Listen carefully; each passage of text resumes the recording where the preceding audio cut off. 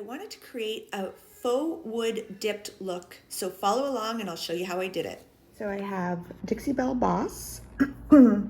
I've got the Dixie Belle Silk in Sandcastle.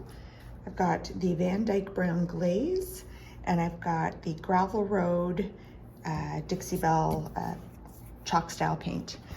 And my plan is to paint from here down in Gravel Road and from here up in the Sandcastle with the glaze on top, using a large brush to give it a wood look.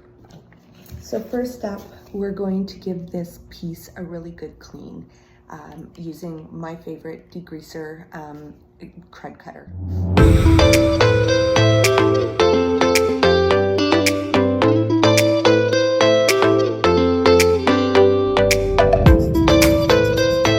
Okay, so I got that all wiped down with the crud cutter. Now I'm gonna rinse it with clear water, clean water.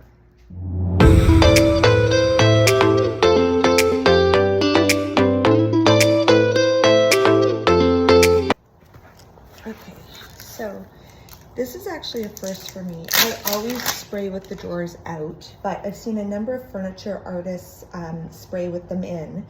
And the video that I followed of Christina's, I'm pretty distressed, she actually kept the drawers in and just taped off the sides and the backs of the hardware holes.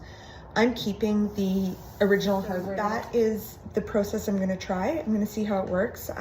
Maybe I will start liking this not removing drawers. Okay, so I have the clear coat of Dixie Belle Boss primer on the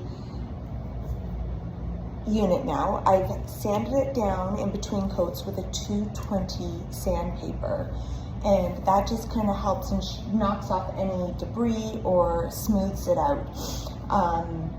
I'm using my sprayer. I'm not hand brushing this, so I've got that all sorted. Now, because I'm doing the sandbar on the top and the gravel road on the bottom, I'm not really too concerned about this being perfectly protected, because the the gravel road will go on after. I want to get 2 coats of the sandbar on and then work on the glazing portion of it, and then I will tape that off perfectly and cover it, so that when I do go to spray the gravel road, that portion of the dresser is completely protected. So that's my next steps.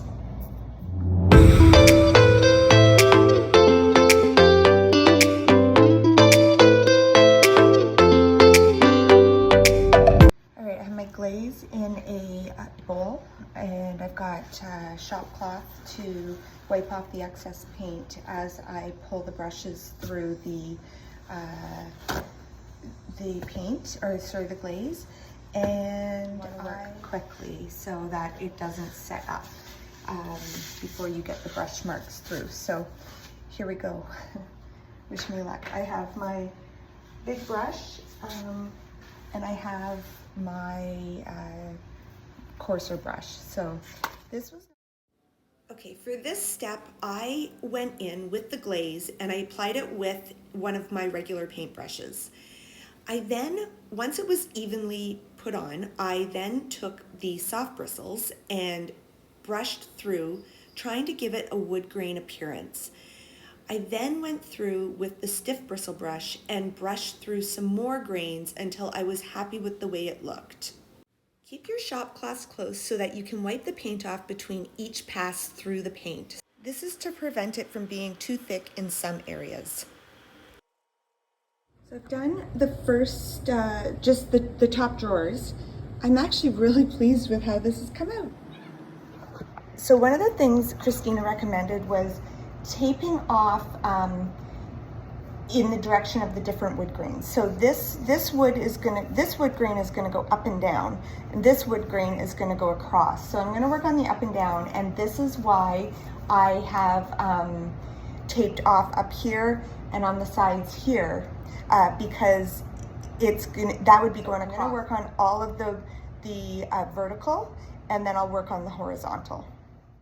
I used a low tack tape so that it was gentle on the paint finish that it was getting adhered to. You also, after you've applied the glaze, you want to take the tape off as quick as possible so that you can correct any drips that could have occurred under the tape. It is definitely a learning curve, and I think I've learned a few things. You have to work so quickly, and this is a big dresser, so the top I found a bit of a challenge because the glaze was starting to set up before I had a chance to get the brush, so I was like madly brushing on the glaze and then trying to take the brush through to create the faux wood, and then I was just driving myself crazy. But I always check in with friends, and one friend who I find always gives me really good honest advice is Robin over at Remade by Robin. And she said that advice given to her from Jen Talley over at Perfectly Imperfect Furnitures said that if you are a perfectionist, maybe the faux wood look is not for you. It is going to be imperfect, and I'm just going to have to live with that because, I mean, let's face it, wood is never perfect. Even in furniture, you have imperfections in grains and stuff.